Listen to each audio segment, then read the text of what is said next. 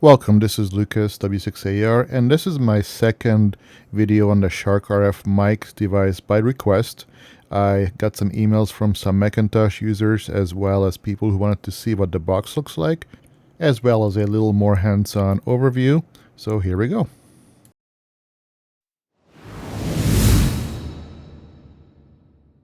Well, normally I'm DXing. I am kind of on a DMR quest this month, and DX is not good. I go on satellites. When I get to a point when I want to do something else, there's always DMR.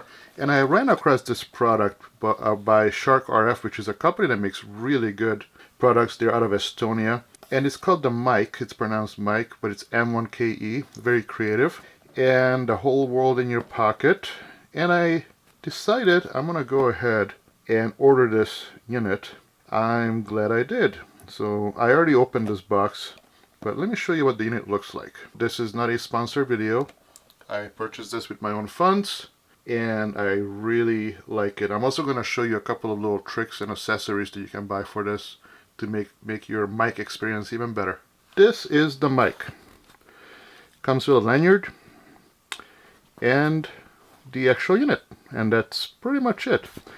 It is a very simple unit consisting of a push-to-talk, volume up and down, and menu exit and up and down to run the menu, a speaker, USB-C, charger on the bottom, and that is it.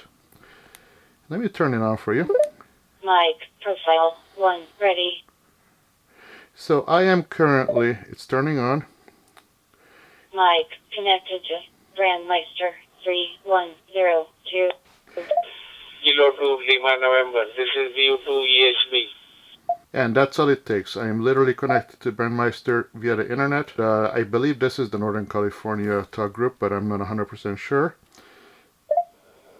No, it's worldwide, actually. EHB for K2LN. And there's K2LN, Justin.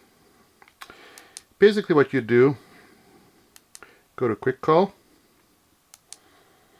and I only have a few programmed because I just started playing with it. This is the worldwide one, which is Talk Group 91. Kilo 2 Lima November, my friend Justin. I've got your signal. Kilo 2 Lima Justin. Sorry, your PTT was being pressed, so I could not reply immediately. This is Victor Uniform 2 Eco Hotel Bravo. Nice copy, you are 5 by 9. Another station is calling you.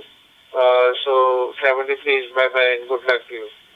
And in order to disconnect, you go to group call 4000, call, enter.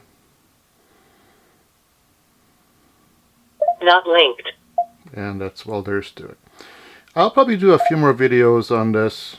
It is an incredibly nice little unit. I kind of was wondering about this clear plastic design. There's a rechargeable battery you can see here. But it kind of grew on me. I kind of like it now. It's very tiny. Right now it's working off of Wi-Fi. You hold down the power button to turn it off. And let me show you an accessory that I purchased. This is off of eBay. I already modified it a little bit, and I'll explain why. This is so you can sit on your desk while, this is 3D printed, but while you are just monitoring, so it's not just sitting flat. And this is something you can probably 3D print, or you can order on eBay. One little design modification is I took a drill to this, and let me show you why. I got this USB-C cable with a angle connector and flat ribbon end. And the reason is so I can run this powered. I plug in the bottom, the USB-C connector, and now there's a little space here and allowing it to sit properly while charging, which makes it really nice. It can sit on my desk, not be running on battery, and that makes it really awesome. There's also a web interface that you can use to access and program this. After my first video on the mic, I was asked if this device works on the Macintosh. And it sure does. Here I am using it on a Mac with the Safari browser. Basically, you type in mic.local and it will get you to the screen right here, which is essentially the same exact thing that you would see on a PC or a Linux box. Last video I used Chrome on Windows 11. Same idea. You can see all the information, and if you go up to the very top, you will see the same buttons, essentially the full screen, clear call log, export call log, etc. And if you hit that little burger menu on the side, that's what those lines are called, you'll get the little drop down which will take you to quick setup, connectors, tools, and a bunch of other things, including a user manual.